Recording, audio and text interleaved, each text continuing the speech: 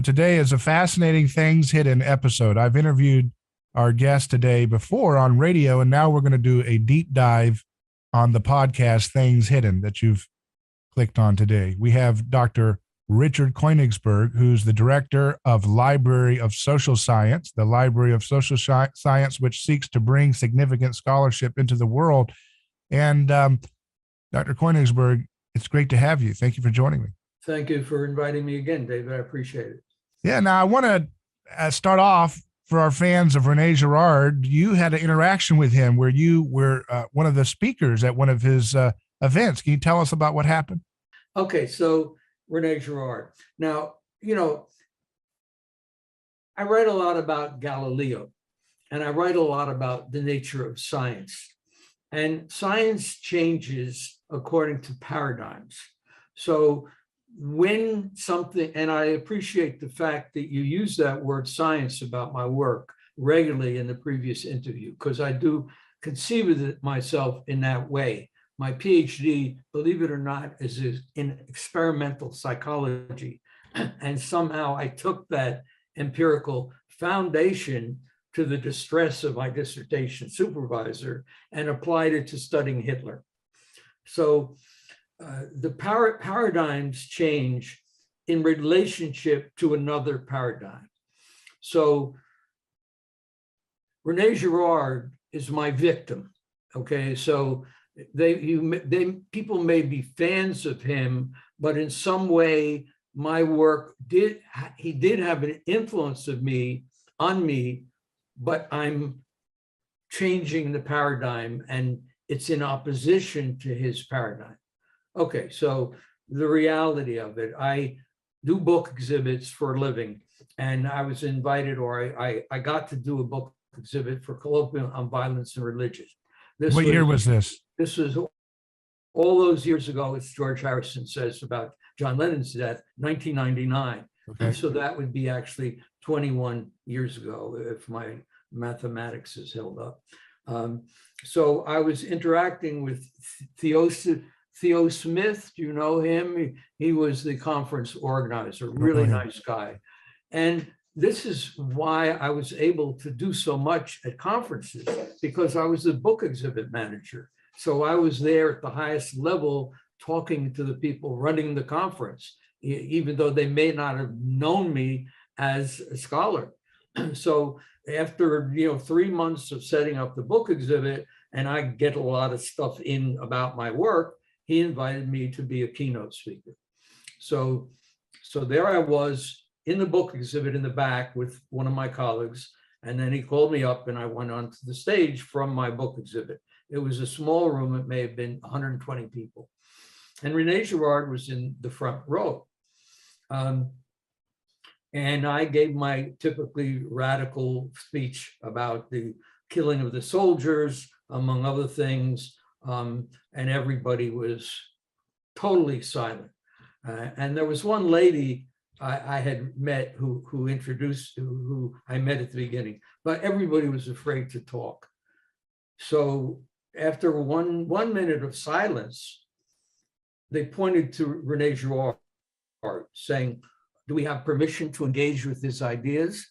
Now, this will tell you something. I'm not criticizing Rene Girard, but every academic group is like that, as I'm sure you know. They have their little ideology, and if your ideas don't fit in to their paradigm, then they tremble with fear. So to my delight, Rene Girard, who is no farther than 8 feet away from me, stood up and said, "Yes, yes, yes." So that was a turning point in my life, really, getting that acknowledgement from him. And then it opened up wildly, all kinds of questions. And it was a great discussion. But me, in my arrogance, on the way out, he wanted to talk to me. But he asked me the wrong question. He says, he said, "What religion are you?" Something like that. And I don't like to get in discussions about what religion I am. I'm not a religious person. So I knew he was going to start hitting me with that his theory about Christianity and how Christ saved the world by revealing the sacrificial mechanism. Now, to go fast forward, almost all the soldiers in the World War I, when they were killed, and when people wrote about it, they said, "I feel like Christ on the cross." So the whole idea that Christ was a negation of the sacrificial mechanism, and I'm not that familiar with the theory, I would say, on the contrary, that soldiers, and I have so much data on this, they're identifying with Christ. They're identifying with the greatest sacrificial victim, and that's the way they can glorify themselves. So in my arrogance, I kind of did not have, I kind of thought it would be hopeless to get into an argument with him about religion. I'm more tolerant now, as I'm sure you can see, than I used to be. I would have just, had a cup of coffee with him, and we would have had a talk. So that was 1999. And then in 2000, and then I presented again in 2000, but it was not that, I don't remember it that clearly. But then in 2001, Sander Goodall, you may know that name, he invited me again to be a keynote speaker. And all of these things, of course, I write about continually. That's the way I get control of my life. This time, Rene Girard was in the farthest back of the room as opposed to the front. He was having a cup of coffee, and I could see at this point he didn't want to have any part of me, because he's the star of that show and always will be. So I gave my talk, and it was again very well received. And a guy who owned a lecture bureau met me on the way out, and we had a cup of coffee, and that led to me being a speaker and making some money from it, which I'm not doing now, by the way. He became my lecture coach and the guy who signed me up for speaking at colleges and everything. So, and then after that, in 2002, he was in the book exhibit room, and he was rapping with other people. And by that time, I could see, I was listening to him, and the person who was running the book exhibit with me, a brilliant young man, didn't like him. He was, I don't know, he was off on a tangent. And the last thing that happened in connection, no, it's not the last. So then that guy, the guy who writes the column, you remember the guy who writes the column continually, he's a big shot there. Every week he puts out a column. He wrote about me, and it was pretty positive. Although, again, so that was kind of, and then the next year, 2 years, I was going to do a book exhibit again. And I said, well, can I speak again? I'm not going to, this was in the far West. I said, I'm not going to go all the way out there just for a book exhibit. I have many book exhibits, but if you'll. So for the first time in history, a normal conference, not one of the, they wanted to pay me not to speak. They wanted to pay me to do the book exhibit, which I usually do for free, right? Because I make money from the publisher fees. That's how I earned a living, by the way. All these years, and that's how I kept, you've done a pretty great job of keeping independent of the encroaching world and academic community. My mechanism was to earn a living from doing book exhibits, and therefore they had no hold on me. And they, as a book exhibitor, all the professors were friendly to me.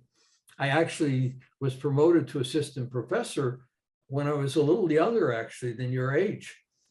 And I quit teaching forever. Yeah, that's interesting. So then fast forward, just for those who are fans of a more contemporary figure in cultural conversations, Jordan Peterson Dr. Jordan Peterson ended up referencing your work in one of his lectures, right? Tell us a little bit about what he referenced and what he got wrong. Okay, so basically, people get a hold of my book. You know, it's offered for sale through me, and it was Your also book called what? Hitler's Ideology: A Study in Psychoanalytic Sociology. It's Okay. available as an ebook on my website, librarysocialscience.com. It's available on Amazon. But I had a relationship with another publishing company, International Age Publications, and he did a reprint.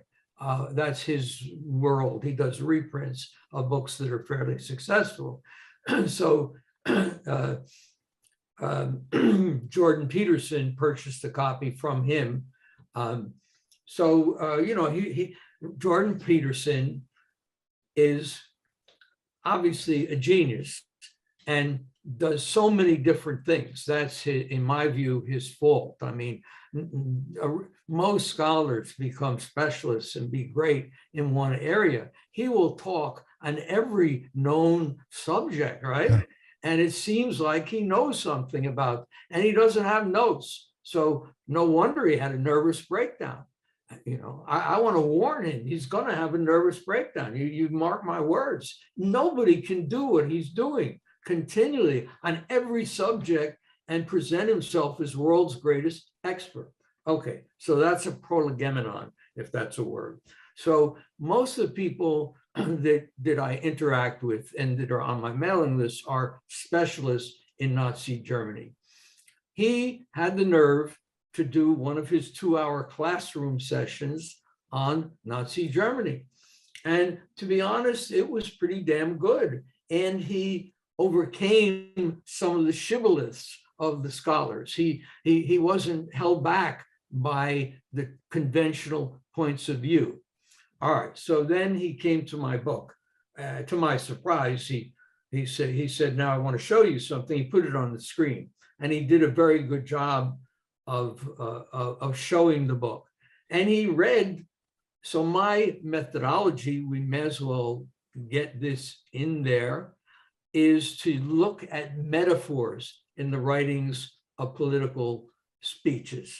This is my basic technique, which I developed immediately after my PhD, recurring metaphors. So when I tried to get it published, my first book, some people didn't even think it was a book because I was so fanatic about data that the data would take up like 10 pages and the interpretations would take up 2 pages. So the head of Random House said, why don't you make this into a more of a narrative book and we can publish it? And I said, no, that's not what I'm trying to do. There's plenty of books written on Hitler's life and the history of Nazi Germany. And at that point, David, I didn't know that much about Nazi Germany. I just knew about Hitler's metaphors. So that's the way I arrived at the ideology of the individual. And you can do it for anybody by looking at these underlying metaphors. This technique, again, you know, I was too early in so many ways, was developed by George Lakoff 8 years later, and Johnson, with whom I've also had some contact. The simple idea of looking at metaphors as revealing the deep structure of an ideology. And his colleague, actually, Johnson, is actually more interesting than him, and he has a couple of pictures on his website. In any case, where was I? We're talking about Jordan Peterson. Yes. All right. So he put on the screen the metaphors of Hitler. So Hitler's basic metaphor was that the Jew was a disease within the body of the country, the nation, Germany. So, I mean, if you want to understand extermination in a simple way, it was not complicated because he said it actually just before the final solution began, which was, as you recognize, June 1941.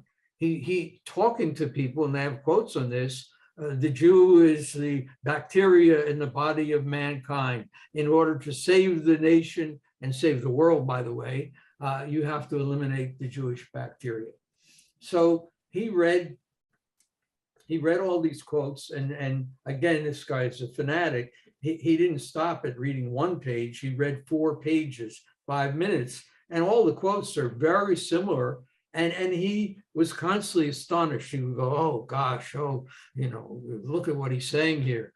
So he of course, he properly connects up the extermination with the imagery. That was fine.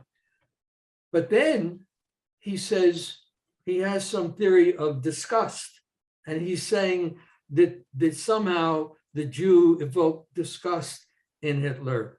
Somehow these biological images turned his stomach. And there's actually an online article on this.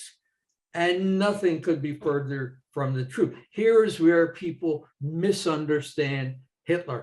I could say something very politically incorrect now, but I won't take a chance. But Hitler was brilliant. And what he was doing was symbolic. So he was the Jew, the bacteria image represented the idea that the Jew was the negation of the pure body. I think you used that term once, the pure German body. And somehow it was what the Jew believed that was the negation. So he used the idea of bacteria as something that negated the truth of his ideology. And he said it very clearly. The Jew was what he called a selfish individualist. Who had never understood the joy of belonging to this wonderful community. So the Jew in his mind was a party pooper. And that's what he meant. He didn't fit in. And that's why, and he couldn't bear it. Now, why he couldn't bear it, most people would say, well, let live and let live. Some people don't believe. But that's the nature of a dictator, right?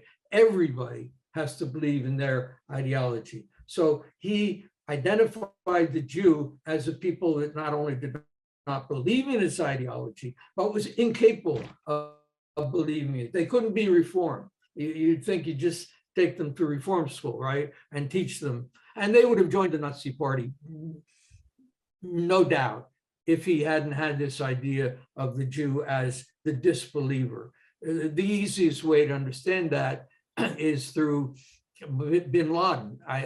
I use the term death to the non-believer before I had any understanding of Islam. But it's similar in the sense, people, in the United States, they're not necessarily against Muslims, right? I mean, I'm sure people in the World Trade Center didn't give a shit about Muslims or Islam for most of them. But in his mind, the very idea of America was the negation of the idea of the belief of the Muslim. So and this is where you took off in the thing you read, that he was killing a belief system. Yeah, let's read that piece here. Now, this is from your newsletter. The purpose of political violence is not killing, but getting others to die. Political violence is undertaken in the name of an ideal considered sacred by a leader or members of a given society. Willingness to kill testifies to the reality and power of a sacred ideal. The proof of the pudding is in the dying. The fundamental objective of political violence is not killing, but getting others to die in the name of the sacred ideal. The people who must die are those who don't fully embrace the sacred ideal, who oppose the sacred ideal, or whose own ideals contradict or negate one society's sacred ideal. The others who must die may be people of another society or members of one's own society. Very good. Yeah, that's it. That's it. And it's great that you identified that, because remember, on the outskirts of my mind is evolutionary psychology. Okay, you cannot avoid that discipline, which is so prevalent nowadays. But many people can vote for something and it may be completely fallacious, as we've learned. I mean, the idea that a lot of people go thumbs up and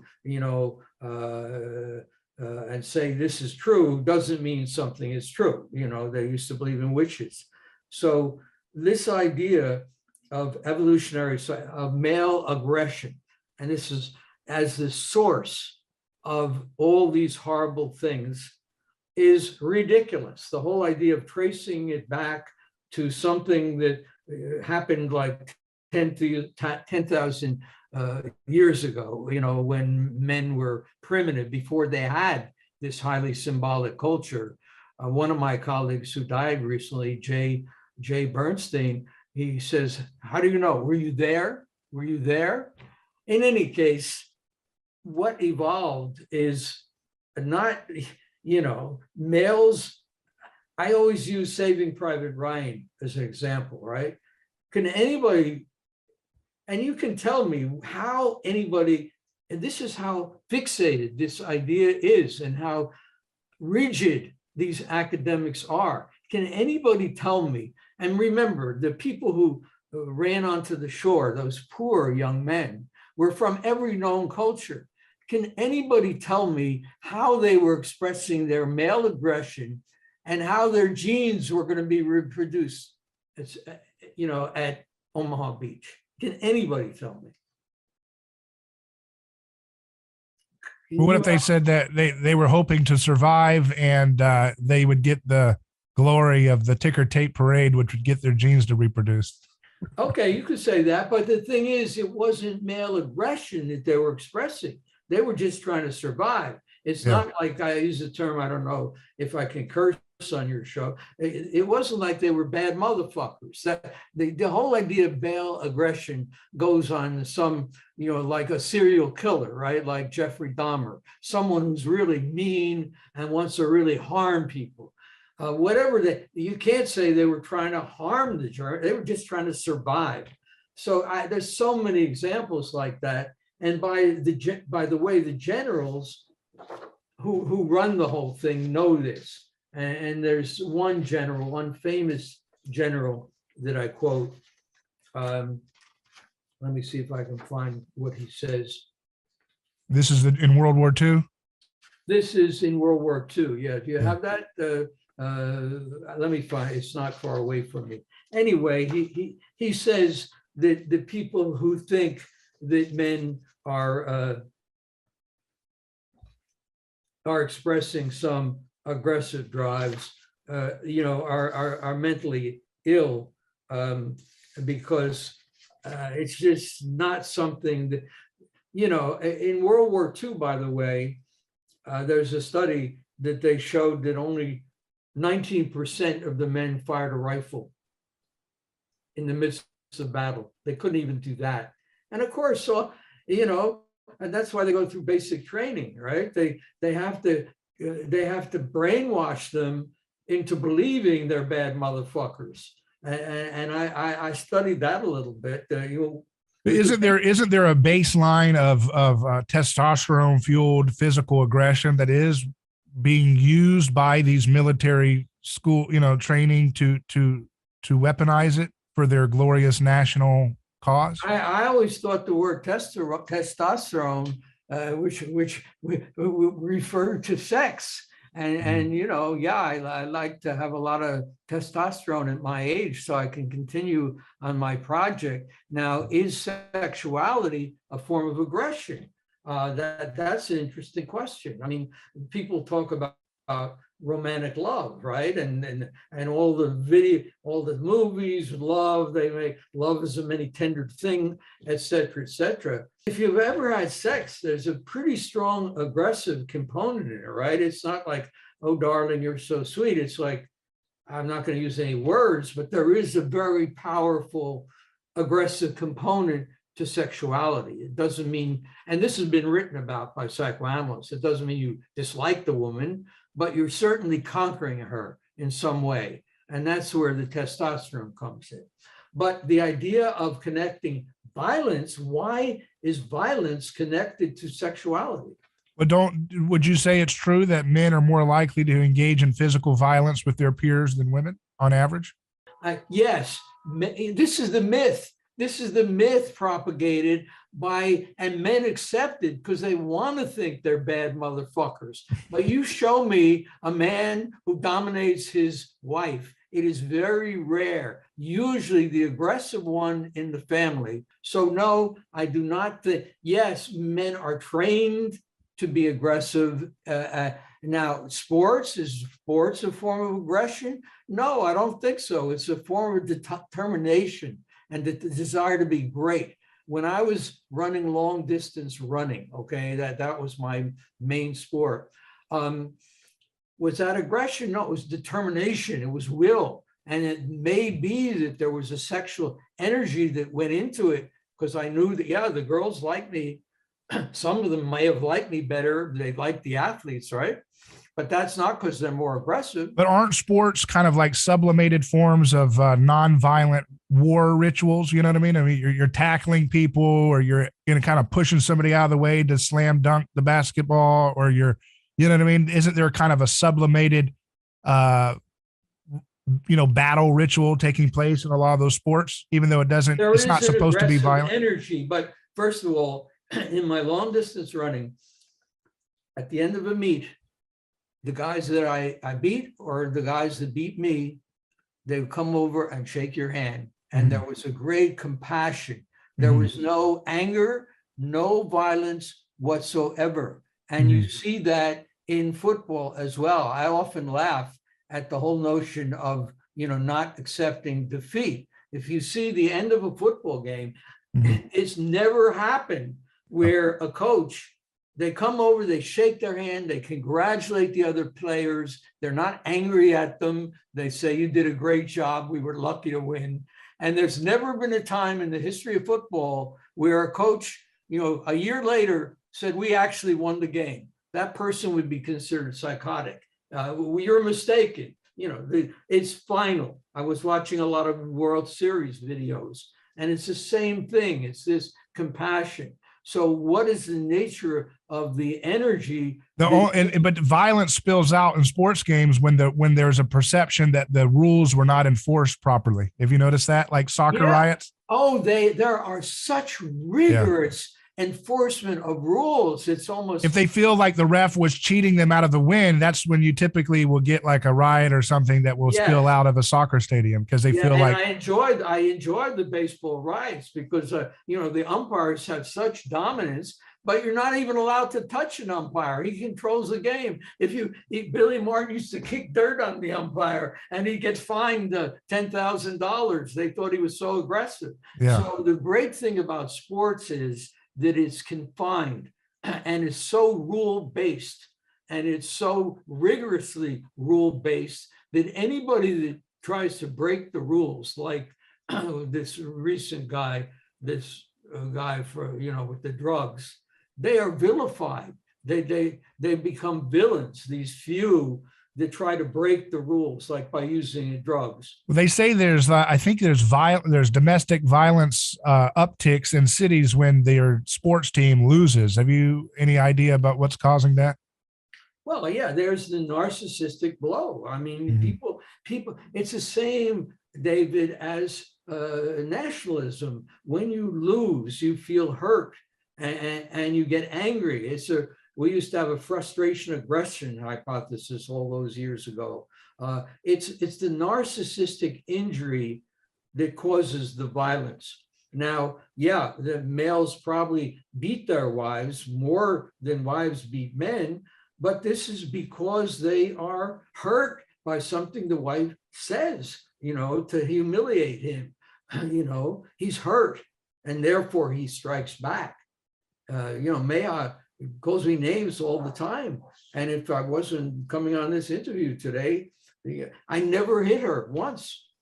I threw my glasses across the room once. But the thing is that women can really humiliate men and have look at what's happening with this poor black guy who stood by his woman, right? Will Smith at the Academy Awards. You know that story? Have you been following the mass culture? And what's she doing? She's having affairs with other guys, and now she wants to divorce him. So in my experience, in my family, my mother was dominant over my father. My uncle, my Aunt Norma was dominant over my Uncle Sam. So in reality, in the microcosm of your home, the woman is usually the dominant force and the one that runs the whole thing. And the poor man has to go out and earn a living and bring the money back and give it to the woman. And some women demand more money, in order to get to go out with them. You have to give them a $500,000 jewel. You see this, right? These great movie actresses and poor people that are like Michael Douglas. He has to give this woman half his age. He has to kowtow to her, and she's kind of patting him on the head. So, I think a lot of to challenge to provide evidence against the thesis that male aggression is not bubbling up into the war behavior. You could look at the statistics of males committing most of the violent crimes, but then to give evidence in support of your thesis, you could say, well, statistically speaking, the vast majority of males committing violent crime are usually raised by single mothers. So it kind of goes back and forth there, right? They're usually, all right, here's another way of sparsing it. Again, I don't use these words too often because I don't talk to many educated people. Another way of sparsing, the people who do it in, quote, real life are usually criminals and are identified as criminals and are more than likely abnormal people. Like nobody would say Jeffrey Dahmer was a normal person, cutting people up, all the things they do. Whereas the man in the military, he's admired for his aggression. And why is that? And that's where the country comes in. And that's the key to deconstructing the whole mess, is somehow when you put the things together, the male, whatever you want to call it, aggression becomes something real only because he's doing it in the name of the country. It is interesting that I've always found it interesting, like, for example, within the on the left wing side of politics, like there's this hypersensitivity to unjust, and it's not a negative thing in itself, but it can be when it's misunderstood, misapplied or whatever. But there's a sensitivity to unjust police killings or brutality towards people in our own country, like with George Floyd. But there's a total disregard for deaths on the battlefield. I was always strange how people could be, they would wear a t-shirt of, George Floyd or Eric Garner, who were killed from police actions, and they felt that they were killed and treated more brutally because of their skin color. But yet they had no similar feeling of compassion for, say, the drone strikes that were killing Afghani people that, Biden was dropping. He killed that family of innocent people as retaliation to the 12 Marines dying. And there wasn't the same level of sensitivity towards the murder of those Marines on our side or the Afghani civilians that Biden had to retaliate to try to save face for. They're just is it because they're from a far off country and the cameras are not zooming in on their? I don't think they have great compassion for our own soldiers.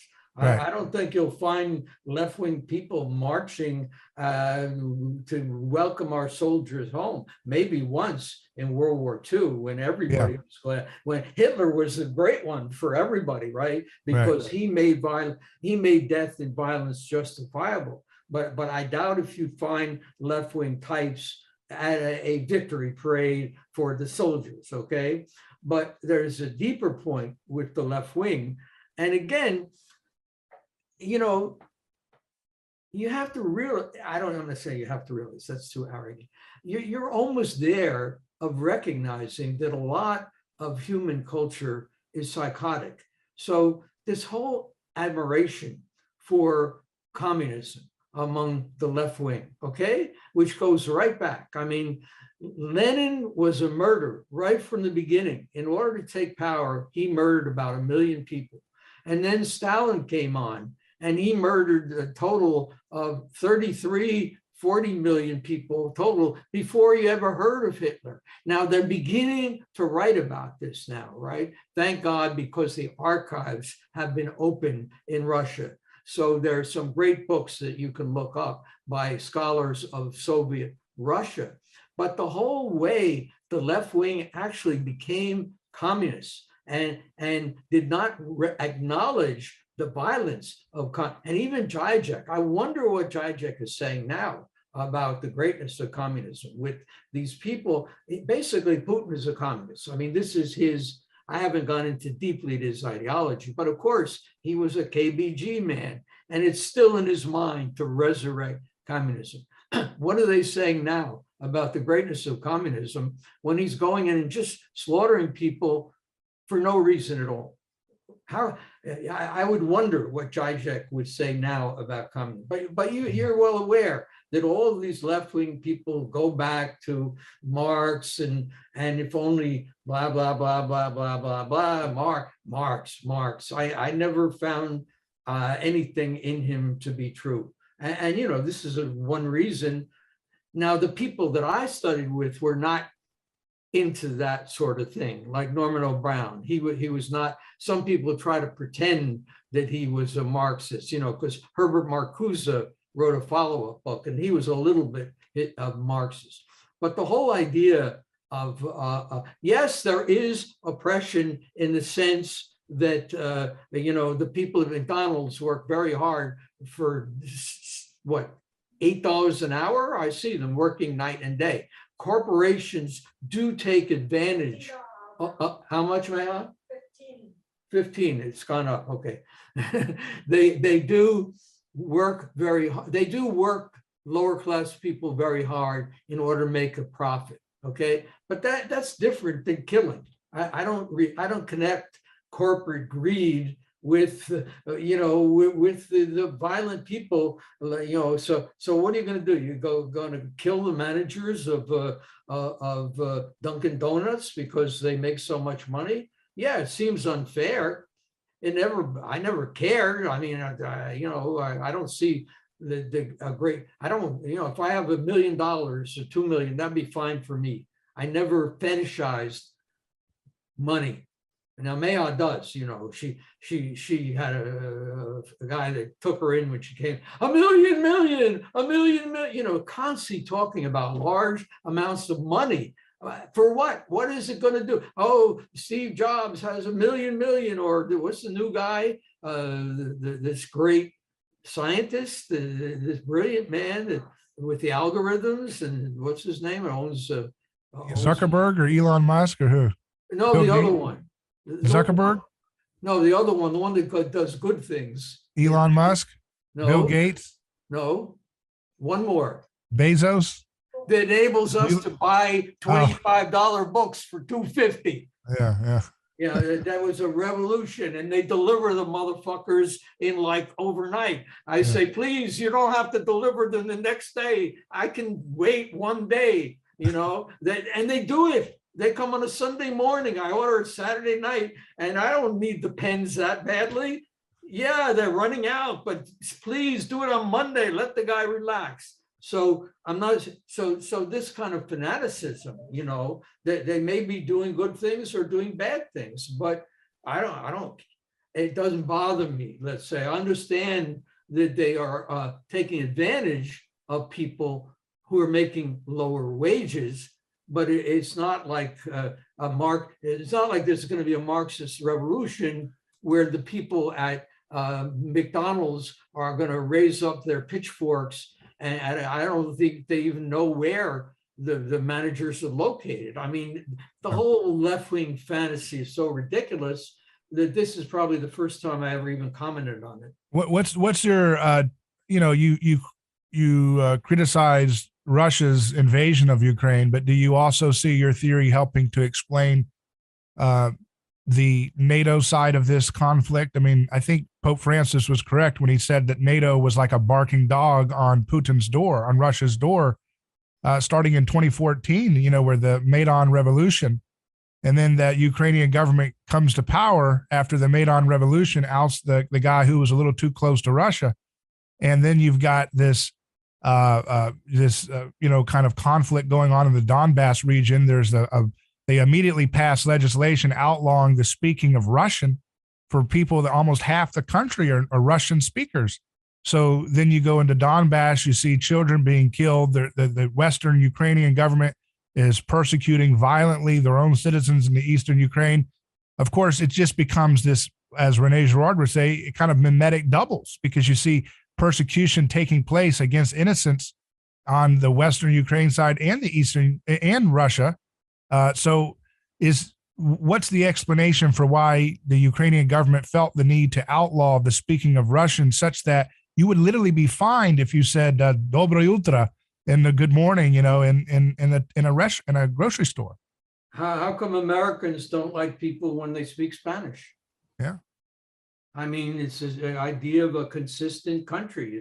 It's the same thing you said, right? The idea of eliminating impurities from the body, right? Well, but it's not so extreme. The idea that you can't speak, may I use the term national? I mean, basically, we disagree on this kind of an issue.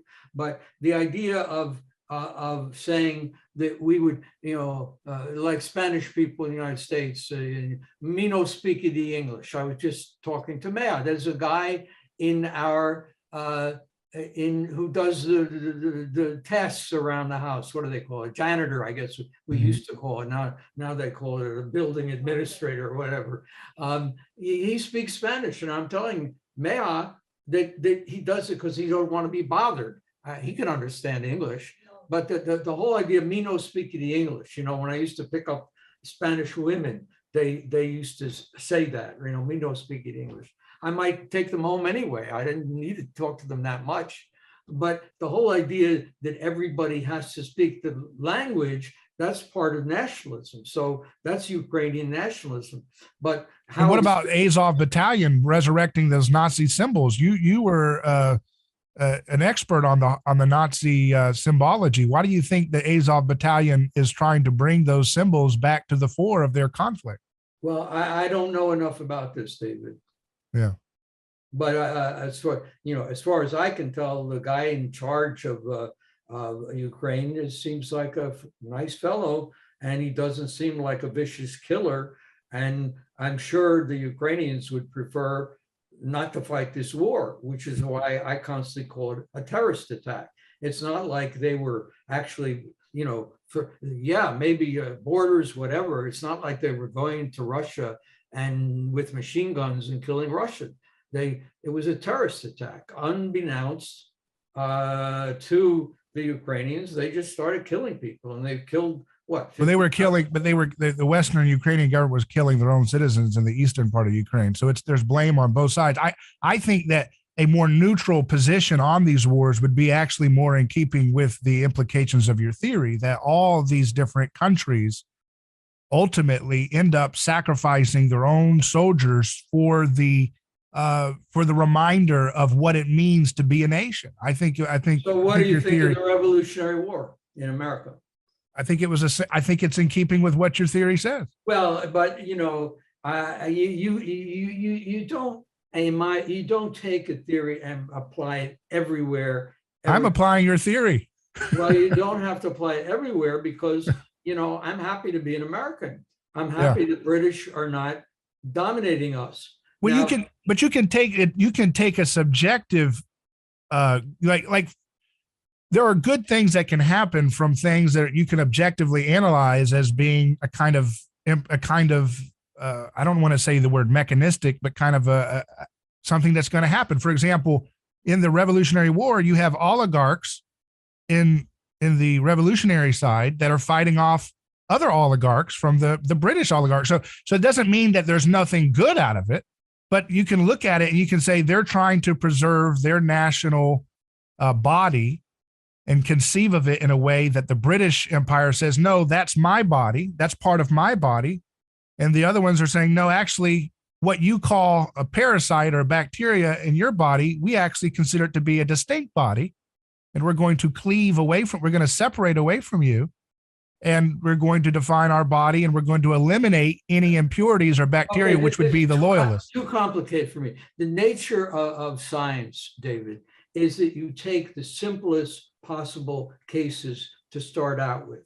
And then you may extend the theory, and I have problems with over 30, 40-year period to extend to other cases. But what you're doing is going too fast. You're taking the theory and immediately extending it. So most theory formation in any science, they start with the most basic thing. You know, they develop like the atoms and electrons before they all the strong force and the weak force and all these motherfucking things that they're but I want to make clarification then. When you say the purpose of political violence is not killing but getting others to die, you don't mean that in all the cases. That's what you're saying. Well, I'm starting out with, it's hard enough, David, to get people to view this simple case of not. I guess I'm more Koenigsberg than you are, because I take it to be all the wars. You're younger. You're trying to go too far. Now, if you are a performer, which is what you are as well, then you can go further because you're also an entertainer. But it's not meant to be entertaining. I'm just trying to, I see what you say, and I think that has everything to do with pretty much all the different wars. All right. All so political violence. I don't know. Yeah. I don't know all those wars. Yeah. And I would not say it until I'd actually studied the individual cases. So if you were a scientist, you would take one of the things you've mentioned and you'd write a paper on it and show how Koenigsberg's theory also explains such and such. But the only thing I know about is Nazism, Leninism, Stalinism, a little bit about Mao, and I also gave a lecture for which I was paid on the Iraq War. This was the lecture guy who brought me in, and I studied. That was the first contemporary thing that I studied, was the Iraq War. So what's happening now is in a way very fortunate for me, because some people would say, well, you just study ancient history. But what this guy is doing, this Putin,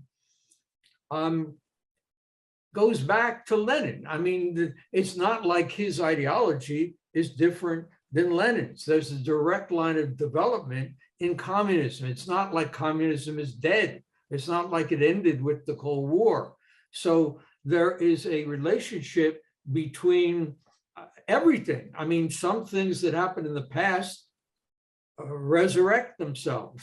I mean, my wife's mother had 8 children. Mm-hmm. Now, that was in, 1950. Now, that come from Copernicus. Excuse me, that's a slip of the tongue. That came from Confucius. So the Confucius principles that were laid down 3,000 years ago are still now the foundation for Chinese culture. No matter how modern they get, there's a part of their brain which is still ancient, and that's true of every culture. The things, why is Aristotle and Plato so popular? There's still something in the Western mind that goes back to Aristotle. Why is Thomas Aquinas still popular? There's still something in the Catholic mind that goes back to Thomas Aquinas and to Martin Luther. Although nobody would say with Thomas Aquinas how many angels can dance on the head of a pin. That part would be obscure and not valid scientifically, although it depends on how big the angels are.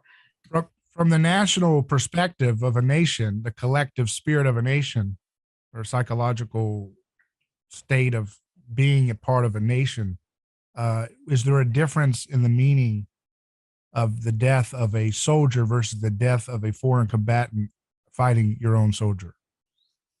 No, it's all part of the idea of dying for the sacred ideal. So there's no distinction in your understanding between the foreign combatant dying and the foreign and your own soldier dying on that conflict. On some level, it goes even deeper than that. Okay, it goes even deeper, and that is, and here's here's where I go deeper than anyone. Is the goal is to sacrifice. Period. And I have something here that I can read from Oliver Wendell Holmes. Do you remember him? No, go ahead. He was this famous lawyer that ran for president. Okay. And this is something, one of my colleagues, Michael Vlahos, has trouble with. And Michael Vlahos actually was my one colleague that I could talk to these things about. He had a high position at a military institute, not a military institute, naval war college, very sophisticated. And finally, he lost his job when he was against the Iraq War. So I became colleagues with him, and we used to meet in, at Penn Station and have long conversations. But here's what Oliver Wendell Holmes, and this gets to this idea that the idea is dying, period, sacrificing, and that is what elevates the country. So without even making the distinction you made, he says, I don't know what is true, but I do not know the meaning of the universe. But in the midst of doubt, in the collapse of creeds, there is one thing I do not doubt, that no man who lives in this same world with most of us can doubt. And that is that faith is true and obedience which leads a soldier to throw away his life in obedience to a blindly accepted duty, in a cause which he little understands, in a plan of campaign of which he has little notion, under tactics of which he does not see the use. So what he's saying there, which I then analyze, he says it's adorable for the soldier to die, or we might say to sacrifice his life. The whole idea that you're willing to give your life, and it doesn't matter what the fucking cause is, it's adorable that he's willing to go so far as to give his life for, in this case, the nation. And this is basically what I'm saying, is that somehow the idea of dying is considered a good thing because what? It elevates the nation. It makes us believe there is something superordinate to actual human existence. What is fucking human existence? Is getting up in the morning, having a cup of coffee, coming to your desk, talking to your wife and your children, taking a drive in the car and getting some apples if you live in the countryside, and going to Staples and buying. That's your real life, right? And you probably have a real life. I don't have that much of a real life because I spent too much time studying this stuff. But I do those things. I go to the mall. I sit in the mall. I have a McDonald's frappe and nothing like that. But there's also this superordinate realm of existence, which most everybody, not everybody, there are people that just do their own life. And those very often are the people that get rich, the people that just, you do their own business, right? But meanwhile, there's all these other people that are constantly, including me, I don't rule myself, that are plugging into all these international affairs. Now, before Donald Trump, I was very happy in politics if I didn't have to pay any attention. I stopped reading newspapers for 4 years and started going to Chinese movies. And I didn't miss it. When I get back, they were still talking about Reagan. So I'm saying there is a way of being where you don't connect to these superordinate things, but people need it so desperately. And that's the psychological question that is so important. Why do people plug in to all these things that have resulted in endless misery? Whoever you can blame this or that or this, but there's been 200 million people killed in the 20th century, David. And some scholars like Rummel make it even higher. And you could say, oh, that was because of that the war, and that was because the Bolivians were the aristocrats and the landlords.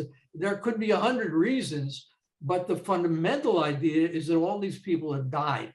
And that's what I'm pointing to the use of death as a way of elevating some superordinate entity, which you could call the nation or you could call Allah. How does the death elevate the nation's sense of transcendence?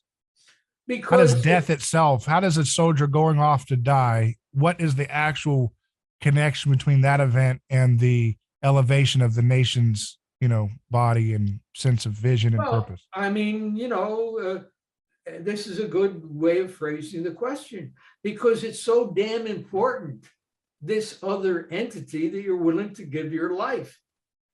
Okay, so the idea that someone would die for the nation helps remind people who believe in the nation's existence that their national identity means something because someone was willing to let their body be destroyed for it. Yeah, I mean, it's quite a simple idea. Yeah. In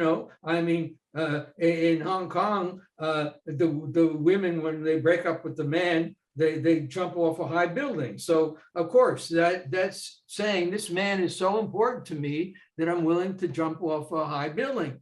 The people in the World Trade Center. Let's look at the perpetrators themselves. People forget they were in the rubble too. Don't we forget that they were? It's not just Americans that died; they all died too. In some way, we think that somehow they exist. But the idea is that this entity that we worship is so important that we're willing to die for it. And the fact that they're willing to die for it makes people scratch their heads and say, it must be really real, as we used to say at University of Michigan, the young black girl, the really real, the music, right? Where are you, by the way? Florida, yeah. Oh, okay, I remember now. Okay, so it must be real. Nobody could be crazy enough to die for nothing. So the fact that people are dying is the independent variable, and this is my most radical, gives rise to the idea of the country. Now, you may say that the fact that all these people die for Allah, do you believe in Allah more now? Well, I'm not in that country, so I wouldn't have that. No, we're not talking about country. Where they think they were convincing the world that because they're willing to die for the entity, it must be ultimately real. But it didn't convince you that Allah was ultimately real. But it wasn't meant to convince me. It was meant to convince the people who's they're speaking for. Everybody. All these ideologies are world ideologies. They want to convince everybody in the belief in Allah that it's a world religion. It's probably the most popular religion. They're not just dying for their own people. They're trying to persuade us to believe in Muslim. Look at how powerful our God is. And it's true of every country. Look how powerful Germany is. But it doesn't persuade us as much because we're not from that. Because see, there's no distinction in my worldview between the word religion and nation. I believe that nation states are simply a modern vestige of religion, and there's no distinction. They're synonymous. And if you're in the ancient world, there was no word for religion. Religion is a word that comes from the West, where we start naming, okay, well, that's a religion. There was no category for religion. It was just, this is who I am. If I am in Persia, this is our God. This is who we are. You didn't pick it. You didn't get to an age when you were 7 years old in ancient Persia and say, you know what? I think I've decided I'm going to follow the religion. No, it was just, if you are a Persian, you are with this worldview. And then the modern world comes along and tries to act like religion wades away. By the way, you said if you're a Persian, you're a Persian. So again, these are complicated issues. Don't simplify. So what's more important, the country or the religion? You didn't even say what.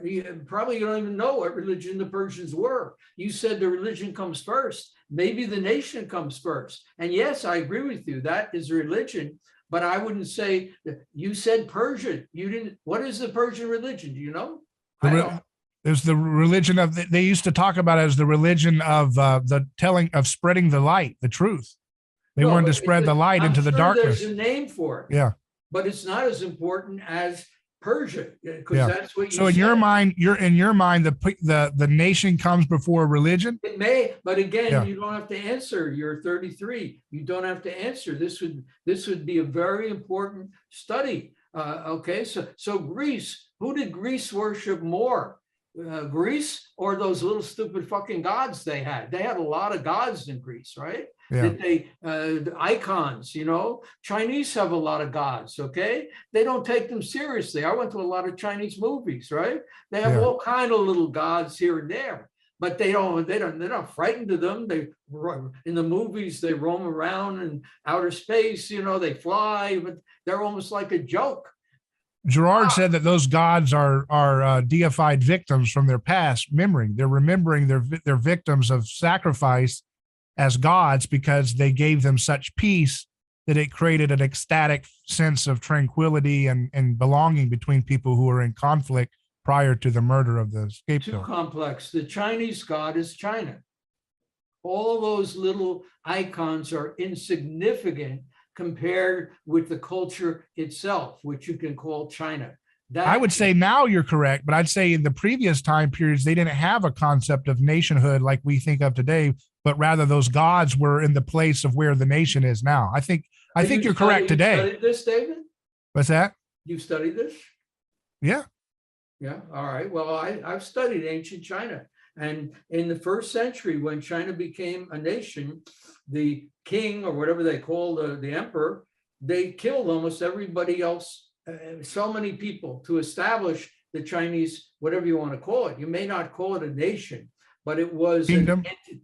Yeah. It was whatever you call it. It was an entity that people were devoted to. So the China starts very early. It's not a nation in the same as the West. Now, in the West, there's this book by Kantorowicz, which is one of the greatest books ever written, where he does trace the nation to the church. He says the church was the first omnipotent object. And if you remember, since you're a Christian, the church united all the people into one body, right? Galatians, they all in one body in Christ's body. So he demonstrates, and a lot of my work on the body politic comes from this book, that the nation gradually evolved out of the church. And then it became, the nation became the church. But this is one of the great, if you read one book in the next year, I'll send you some newsletters on it, and that can get you started. Ernest Kantorowicz. So he does trace the nation state to the Christian religion. But it was early that this started. It was maybe in the 11th century where it began to transform from the church into a nation. But he traces, it's such a beautiful book. So the body politic idea comes from, and I actually, I taught in class when I was very young on St. Paul. I'm not an expert on Christianity, but I took that one, his writings, I don't know what you call them, the epistles, and I analyzed those. And those are he is the core of the Christian religion. And all these ideas about the body of the church and the body politic, it all evolves from St. Paul. I agree. Yeah. And I think that the roots of sacrifice, I think, start the sacrificial deaths that you're referring to, I do think precede any concept of a nation state. The nation state is the modern vestige of the archaic sacred that this comes from. You can look at Neanderthals. There's evidence that they were doing burial rites, and there was some ritual cannibalism in the Neanderthal community. So we know there wasn't any what we would consider to be a modern nation state for Neanderthal. All right, but again, I think you actually may have written, or there's a photograph in that paper of yours I published of a pyramid. So yes, you're right. But we're talking about grandiose things. We're not talking about little things. The pyramid is a sacrifice. The pyramid, think of how many man hours, and it was all for the pharaoh And for the pyramid itself, think of how rich they could have been if they didn't know how to build a pharaoh. Think of it. They spent all, so you're right. It shows what you're saying there gives evidence to the idea that this is not something done from some kind of Darwinian survival mechanism. Yes. Because there's nothing Darwinian survival about, building giant pyramids for people. And I've used that example many times, but I once was at a conference where I was running the book exhibit, and a guy saw my theories. It's something like that, the pyramid as a sacrificial vehicle, nothing to do whatsoever. And there was a very famous evolutionary person who used to be not an evolutionary person. They've been brainwashed. He came over to my table, and his friend was kind of making fun of them, showing him my theories. And he said, "Look at this." And the guy just sat there for 4 minutes looking at it. He had nothing to say. He could not dispute he's a nice guy, but he's not like he's going to get in a fist fight with me or something, as some people do over theories. But no, the pyramid is perhaps the most obvious example of when we became human and were willing to devote all those hours to immortality. And by the way, there's another writer that talks about this, and that's Sheldon Solomon. Do you know him? No. He writes about the denial of death. Mm-hmm. But even he throws a bone to evolutionary psychology, even though Scott Atran, I had a 3-hour conversation with him. He's a brilliant man. And I just published something. You can look at what I published online today in the newsletter. He also is talking about sacrifice for the sacred object. But I don't want to humiliate. There's nothing in his writing that would show that he actually believes in evolutionary psychology. All his understanding of violence is very similar to mine. It's some sacred ideal that the culture believes in, and you can't, and he studies the Middle Eastern people, and you can't shake them from it. But there, the concept of cultural lag, where certain ideas hold on even after they're obsolete. Have you ever heard that term, cultural lag? And it's similar to what they say, that old theories never die until what? Until the funerals? No, until the theorists die. Mm-hmm. Yeah. So they hold on to, even though there's a whole new generation, even Einstein held on to certain theories that were wrong, as it turns out, when the new generation of physicists came along. So you hook on to a certain theory when you're very young, and that becomes the basis of your training. And then there's a new theory that comes along, let's say that the pyramid, that clashes with that theory. And the only way the theory in the general world changes is when the old theorists die. Mm-hmm. So this is a problem. But my idea is still that I can get people to understand my theory, and your reaction to that thing was very important, because I took the idea a step further than I ever took it before. I looked over the notes of our lecture. I took notes, I listened to it again. And it's kind of rigid. I'm constantly talking about First World War, sacrifice, sacrifice, sacrifice. But it's more subtle to say that the purpose of war is to get the person to die in the name of your belief system. You're taking the theory a step further, a step deeper, and it's not so mechanical. Don't be, and I'm not saying this, I'm saying this out of respect for your work. Don't be afraid to apply your own theory to the wars that we like. That's what Revolutionary War, all these other wars, it doesn't make them bad. You're just you're dispassionately, objectively analyzing the experience of fighting for your nation, even when it's a result that you like. As I You see what I say, mean? as I say to some people that ask me to do all these things, I'm already over. Why don't you do it? I'm not saying you have to do the research. I'm just saying don't be afraid to believe that may actually apply to all wars, not just the wars that are the ugly ones that we don't like, you know? I'm sure it is. It may be, but I'm not willing to say that until I actually. The Civil War is actually a better example because there it's clear, and that it's very clear that Lincoln was killing for an ideal. The revolution was a little more. It was for freedom, okay. But in David Lincoln, in Abraham Lincoln's case, he was killing in order to disprove the idea of slavery. Now, I use him as an example once in a while. I do this once in a while, but that gets a reaction. They say, "How dare you throw in Abraham Lincoln with Hitler, etc." But the fun. I'm not saying you're wrong that the general principle doesn't apply in many cases, but I'm saying I'm a scientist and I have to do research. I've done some research on Lincoln, and there is another scholar who writes on Lincoln that uses my work, but I can't come out in public, David. I can say to you that maybe you're right, but it's not like when I'm writing something in public.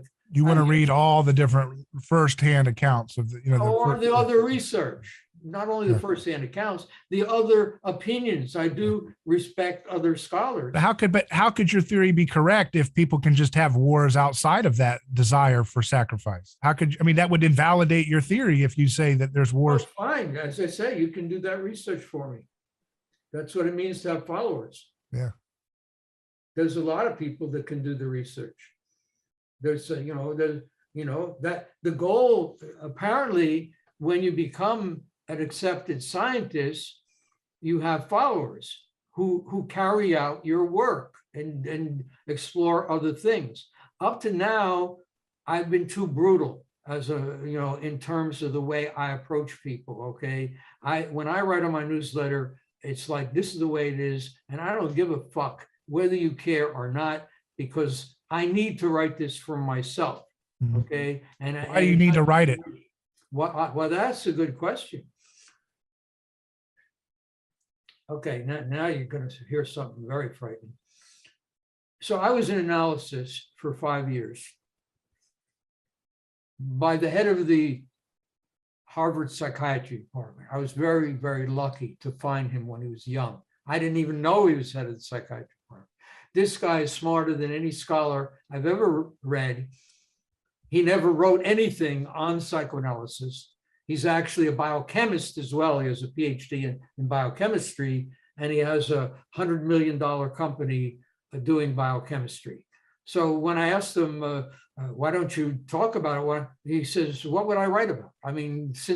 So I know psychoanalysis from being in psychoanalysis.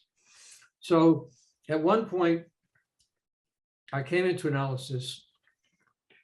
So the first thing an analyst does is ask you about your dreams.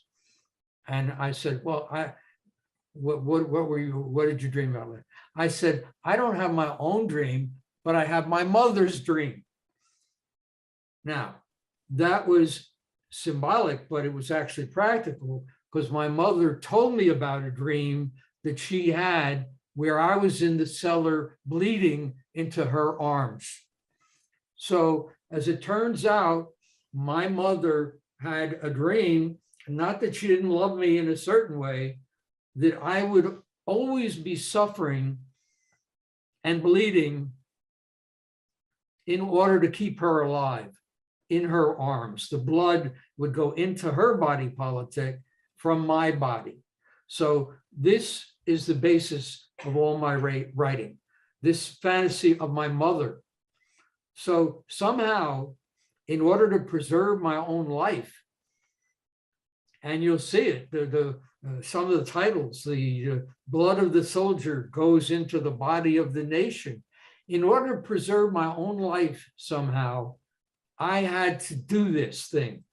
And part of it was rescuing myself, and other of it rescuing other young men who were about to act out the same fantasy of going to war and leading for their mother country. You notice Putin uses the word mother country continually.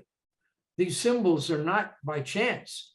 So this is the bedrock of my work, which is the symbolism of the mother. And this is why I'm not so optimistic about the violence of mother. It's not exactly violence.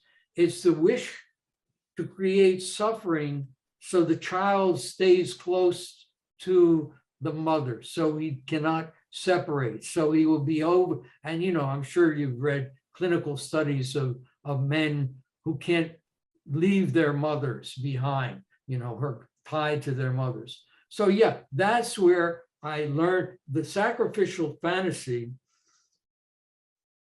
So somehow writing about this sacrificial fantasy continually, and don't think it's fun for me to write about the pyramids and the Aztecs and Nazi Germany and Lenin. It all derives from this basic fantasy of bleeding, giving your life energy to another organism, which is the mother, but then it's generalized to become countries and whatever you want to put it. And that's the history of the human race.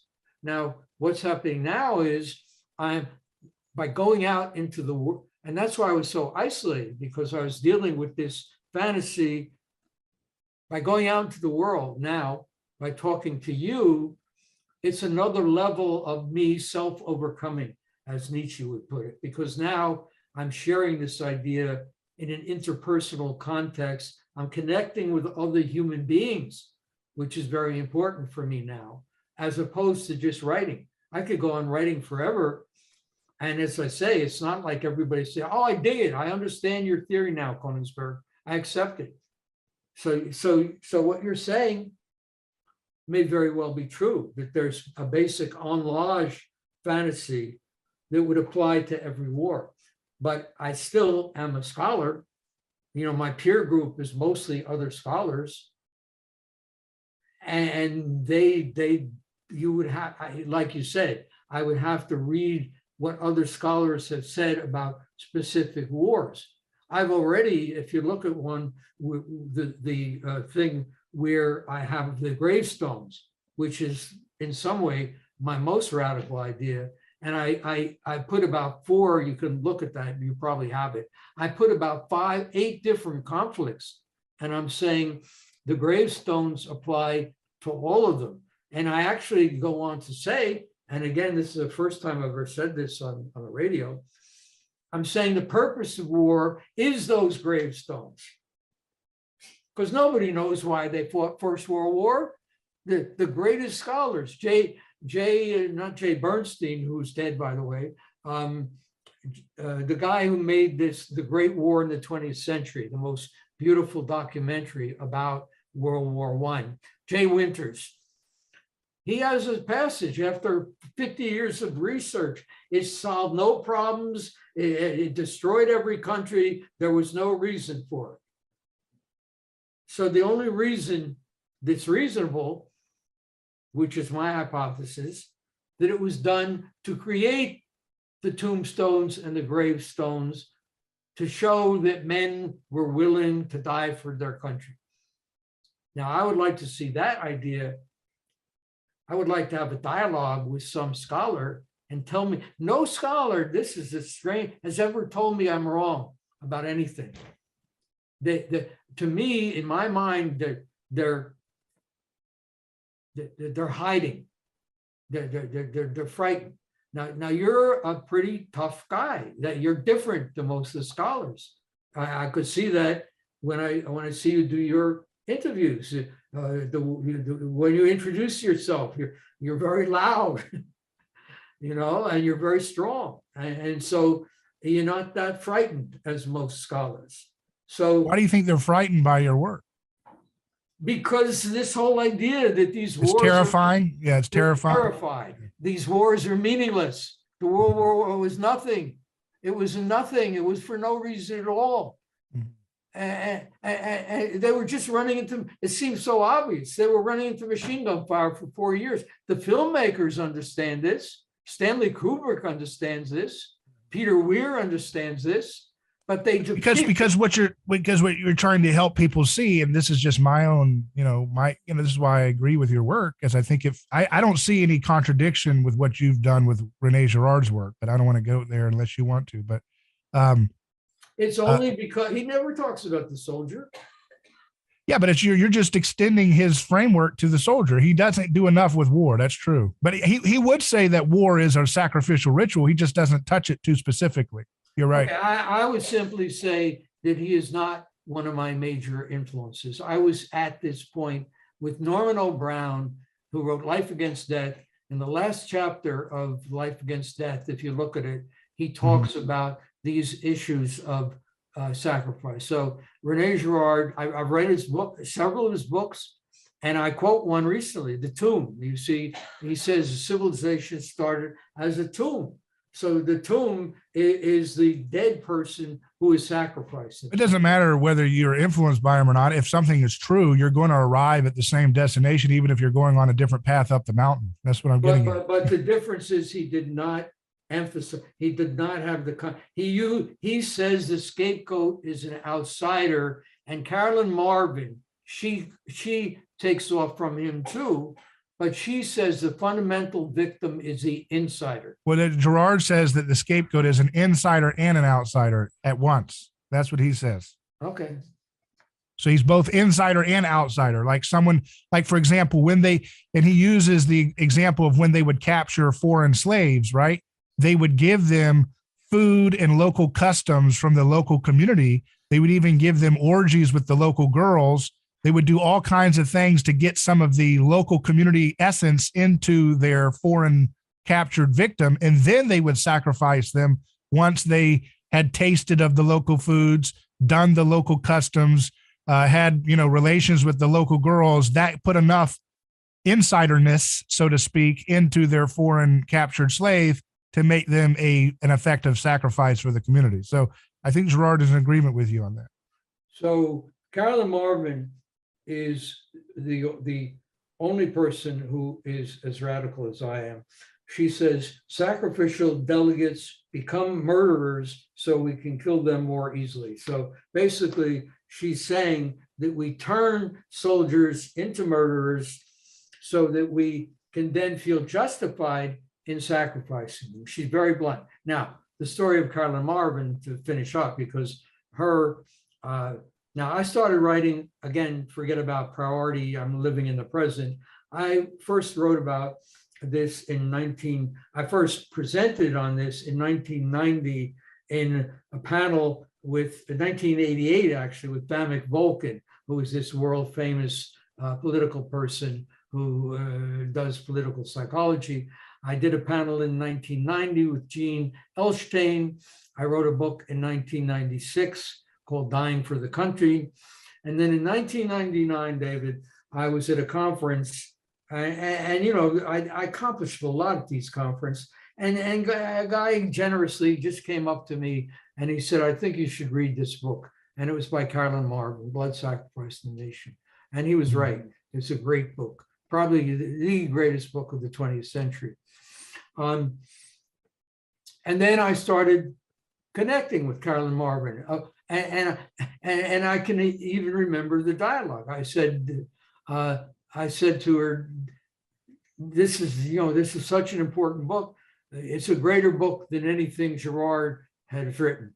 And I can still remember her response. Do you realize what you're saying? For a young scholar to say that you're greater than somebody that was considered so great at that time, that was a big deal. You realize what you're saying? So she had such hopes to become famous, etc.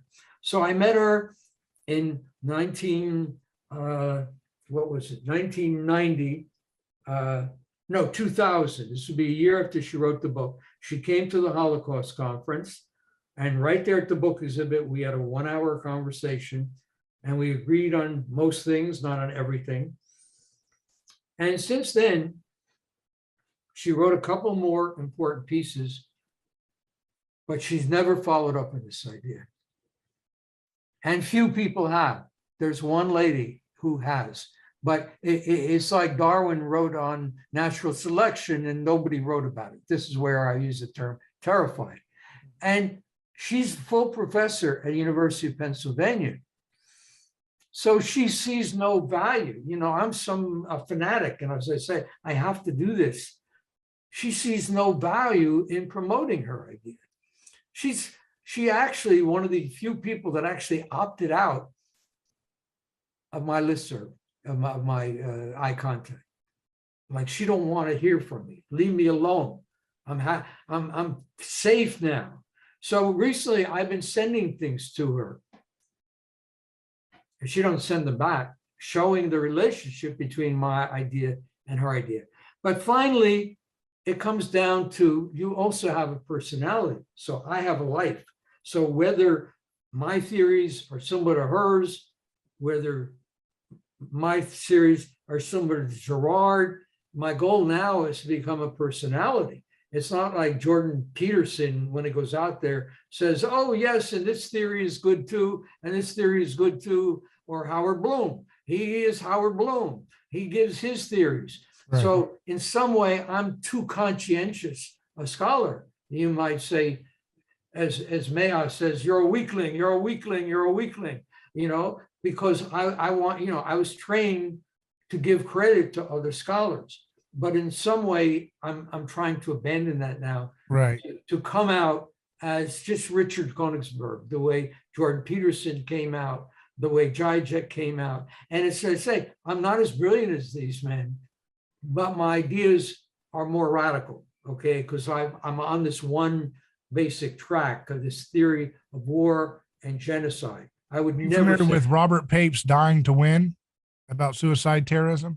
I've heard of it. Yeah. Yeah. So I think that fits with this overall theme that we're exploring, because he identifies the common reason strategically and psychologically why people are willing to do suicide terrorism is not because of any other factor primarily, except for the perception of being occupied by a foreign power. And that would be in keeping with your framework of saying, you know, if you perceive your body as being invaded by a hostile, you know, body, then you feel the need to destroy your body in the service of protecting your local body from being predatorily, you know, eradicated by a hostile occupational force. I thought, again, I thought you were going to say dying to win is, again, the simplest hypothesis, parsimony, is you win by dying. So all these other things may be true about the body politic, protecting the complicated geopolitical issues may be true.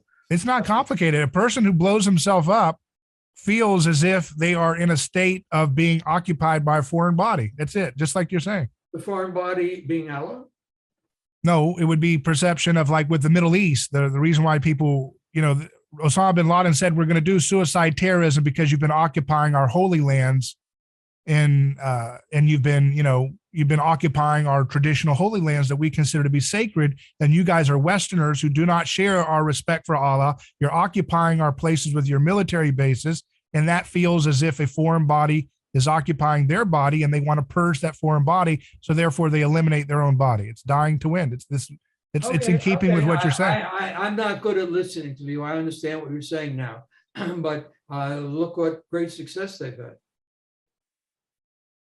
I'm saying the whole idea that these are practical things. That's what I'm objecting to. It's not. They could have done a much better job in getting their freedom if they hadn't gone around blowing up Israel's. And you know, that's the way things work in the quote real world. People negotiate, and then they solve their problems. So whether blowing yourself up may have the psychological effect of killing the foreign object within your own body, but it's not practical.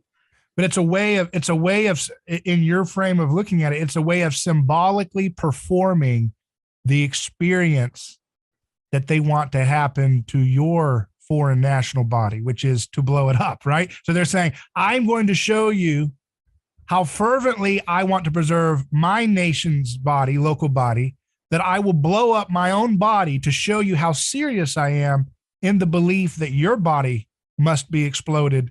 You know what I mean? It's a symbolic performance of what they want to happen to America or whoever else they perceive to be a foreign occupier. Okay. But the fundamental thing is blowing up their own body. Exactly. In order, this gets into the concept of the internalized object. The object exists within your own body. So the Jew was inside Hitler.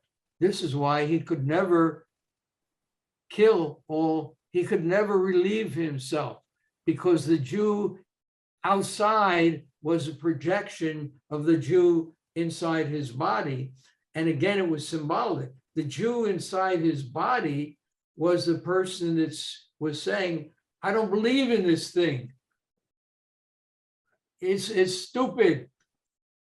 Why am I doing this? Why am the Jew is his voice of rationality that's saying, why are you doing this to yourself? Why are you wanting to expand? Why are you spending your life? Why don't you just spend more time with Eva Braun? So the Jew spoke the truth to Hitler, that what he was doing was wrong, and he couldn't bear to hear that. So he had to blow up the Jew. Now, he externalized the Jew. That's called projection. He took the Jew inside his own mind, telling him, speaking to him, telling him what you're doing is wrong. And he projected it. And then he had to kill the voice of the Jew. And that's why the world conquest had to do with having to kill every Jew, because he could, it's like people that want to make $1 billion, right? It could never be enough. You never have enough. You're always poor, even if you have $10 billion in your heart. As that song goes, the dream remains the same. It doesn't change, that fantasy of being impoverished. And so for Hitler, he was killing the voice of reason. And I had that problem too. I'm going to, the German in me, or whatever that thing is, the Nazi in me, is constantly competing with my voice of rationality, the Jew. So the basic ideology, you don't need this book by Snyder, by the way. This guy is a Mountebank, a word I've never used in the last 20 or 30 years. This guy was getting 1,000 reviews, writes all this nonsense, and he de-emphasizes anti-Semitism. It has to do with the Pons or whatever. I don't know if you've read his stuff or read about it. He's world famous now, Timothy Snyder. So actually, if you wanted to understand Nazism, you could do it in 2 words: kill Jews. That's it. That's what he believed in most deeply. That's why he attacked the Soviet Union. I'm thinking of the song, Where the Girls Are, where the Jews are. Why did he stop his fight with England? Because that was not the source of the Jewish Bolshevik bacteria. In his mind, Jewish Bolshevik bacteria were seeping in from Soviet Union. So that's why he attacked. So getting back, kill Jews. So kill Jews means 2 parts of the self. The Jew is a part of me that's talking to you now, trying to understand these things as a normal, intellectual, rational person. But the other side of my brain is the Nazi that's trying to kill the rational part of me. And I guarantee you, after we're done, he will take over again. But of course, I couldn't understand this. How would he take over again when we're done? Because all the energy of my intellect and rationality is exhausted, and I've resisted him. But he would come back, because the right part of my brain, if you want to look at the way brain functioning, the right part of the brain is the emotional part. The left part is the intellect. It would just be, he would come back. We'll see. Maybe I will be victorious. But as the Buddhists say, you go in 1,000 fights to rid yourself of the the negative voice, the whatever it is. Telling you that you're bad or telling you you're not doing a good job, that kind of stuff, right? Right. And then you have to go into the arena again and again. So the fact that I'm doing this with you, now Meha said, I'm lucky that this happened, but I have 5 people on my rack now that I'm going to have another talk in a week with someone else who's been following my work for many years. So yes, this is a breakthrough, but it's not like I wasn't ready. I wasn't strong enough to begin having normal conversations with people. Who told you that you're not strong enough? I mean, I see strength here. Yeah. Well, it's been a lot of work. Yeah, well, I'm doing better. But if you listen to the last conversation we had, you will say you almost didn't talk. Who, me? It was your job to interview me, right? But I would have been incapable of having listening to you in any respect now. It was just you asked the questions, and they were very good questions. I didn't know you understood my work that well, because I looked back over the transcript. And you did occasionally bring something in about your own personal life. I remember about your father or uncle in Florida who built some contraption, and then they came in from him and they thought he was related to the Nazis, and he spent 2 days in jail. So I'm not saying you didn't talk about yourself, but the fact that I remember that story means that there wasn't that much you talked about yourself. I remember, and you invited me actually 3 years ago to come down to Florida. May I still criticizing you? Why didn't I accept that? Yeah. Well, hey, it's been a real pleasure talking to you. I think we've covered enough here for today. So I thank you for your time, and I want people to visit your website, libraryofsocialscience.com, libraryofsocialscience.com, where you can subscribe to your newsletter by putting in your email. So I thank you for your time. Sure. Okay. And we have to figure out a way of promoting things together. Okay. Yeah. This is part, because I have this list and I would like this to go out. I'm not going to just give it away for free on my newsletter. So I hope we can continue our dialogue, and we will also work on the issues of how to promote things through the internet, which I know you know how to do. Thank you, sir. I appreciate your time. Take care, David. Thank you.